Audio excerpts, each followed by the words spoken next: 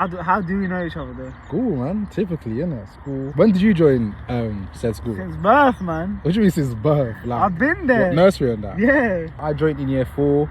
Yeah. This is when I first came down south, which is actually mad because I didn't actually live here all my life, you know what I'm saying? Yeah. Where'd you spend the first part of your life? First part of my life, I spent it like Manchester sides, Rochdale sides, Blackburn sides. And then when my family decided to pick up and move over to MK, shout out MK as well. I feel like representation is very important in terms of when you're doing stuff online. Because like, I don't know about you, but for me, if I'm online and I see like someone say like, oh, like man's from MK, I'm just like, oh, like this is where I'm from, innit? Or too much slander on MK's name. Yeah, you know yeah. But you know what I mean? I mean, I don't claim MK too much, but it's a case of, oh, like man's from like where I'm from. Or if I hear like, oh, I'm Angolan, do you know what I'm saying? If I see someone that's Angolan, I'm just like, all right, that's my people's. Because Angola, like, that's niche. It's very niche. Is it as niche as Bangladesh though? I don't know. I think we let the people decide. Yeah, we'll let the people decide that one. But I think Angola's very niche. So I don't. Where would you say you're from? Bangladeshi or Bengali. But yeah, I'm fully Bangladeshi. DNA. I'd say I'm fully Angolan as well, with hints of different places. Like the Congo Bongo's there as well. Congo Bongo. How was school life? Talk to me about that. I think school was amazing, isn't it? Like, this is a question I like to ask people because I get to understand how your life has been growing up. Because I think school's a big part of your life, especially at our age as well. Because like, that's taken up like a third of our life. 100%. Do you know what I'm saying? For me personally, loved it. Can't complain. Obviously, there's ups and downs, but more ups. Do you know what I'm saying? What would you say? I can't lie. For me, it was indifferent. It's fun. Yeah. But, you know, when you had to lock in, you had to lock in. Yeah. But majority of the time, you know, when you're around good company, you know, man of your age, of course it's gonna be jokes. Did you find education helpful? I don't know. I wouldn't say so. Yeah. But school as an environment, yeah, for sure. I feel like school helps you build a lot of people skills. That's why, like, I tend to ask people, like, did you enjoy school or not? Because for people that enjoyed school, they're very social. Yeah. Social butterflies in a sense. But people that didn't enjoy school for whatever reason, innit? They're not really as social in school, or they didn't like the people that they went to school with and all that stuff. What would you say about someone that feels indifferent? Because low-key, I feel indifferent about school. What do you mean? School was good, but like, I want to say it was like the best thing ever. Why do you feel that way? Because I feel like there's more to life once you grow up. You know what I mean? I feel like once you're an adult, and once you, I know it's easy to say, but once you find a passion in life or something, it's so easy to live the life you want to live. You know, do things you want to do. For sure. I think, you know, as a kid, you can only have so many experiences that defines who you are. Would you say like school, like central school, like the whole education, that era is better than the current era you live in now?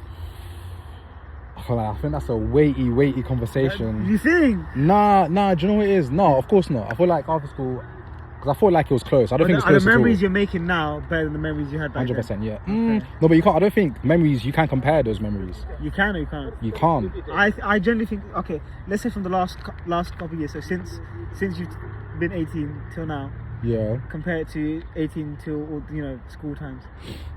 School to 18? Yeah.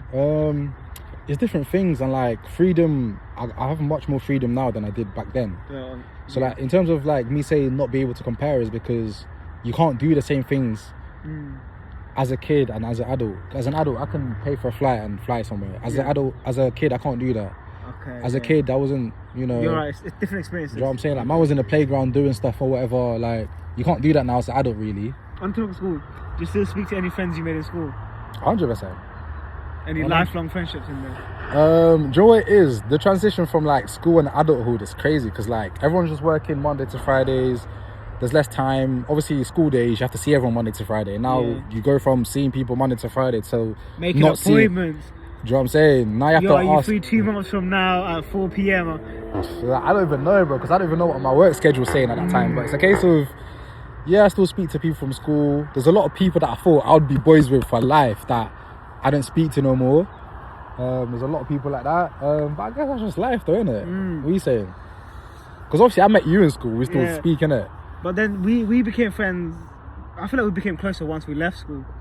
Yeah. Because I feel like once you leave school, you make or break some friendships, right? Yeah. And then obviously some friends you keep. No, I think other than you, as for my boy Kieran, I speak to him on the regs. I don't speak to anyone else because, you know, like I said, You grow apart, innit? You grow apart naturally, innit? Yeah. Like, you don't have a lot of time. Career-wise, passion-wise, things you enjoyment, everything you do. You know, as an adult, I feel like once you grow up and you have like financial freedom, time, you figure out what you want to do. I'm a big fan of posting on social media.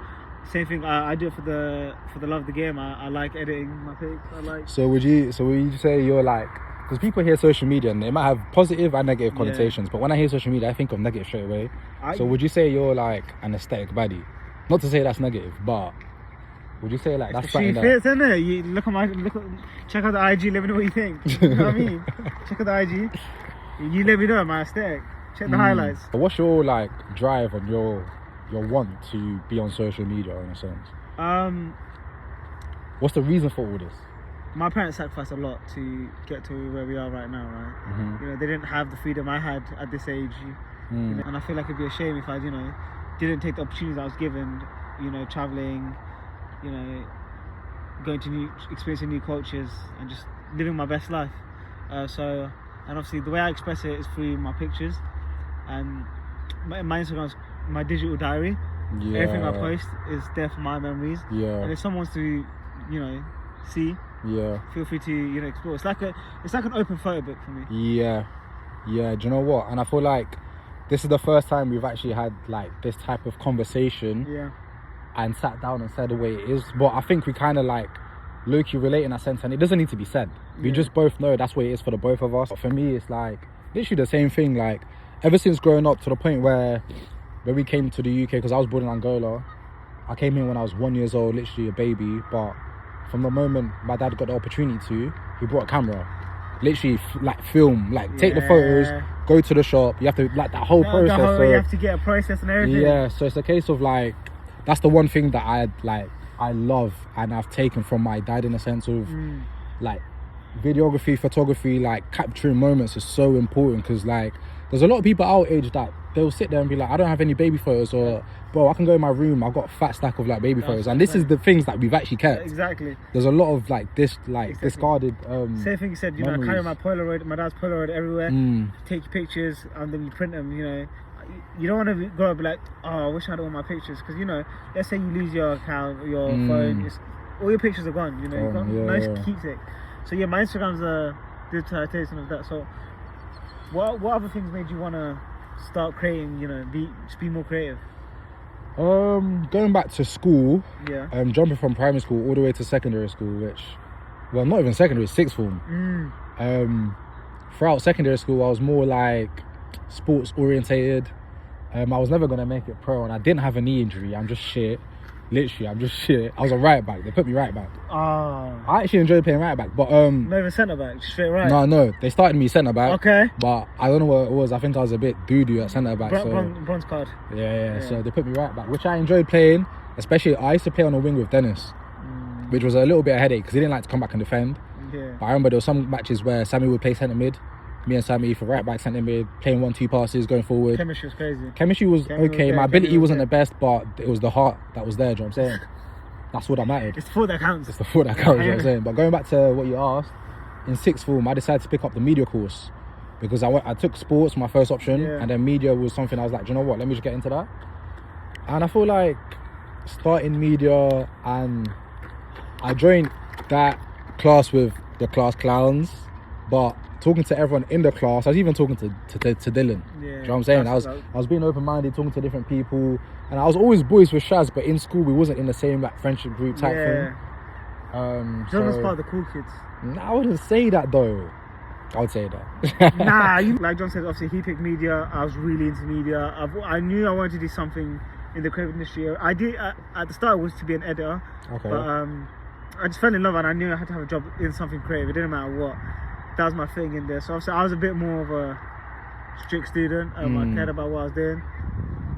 Joined with the class clowns, but yeah, what happened next, man? So I picked media with like it was just like a throwaway subject.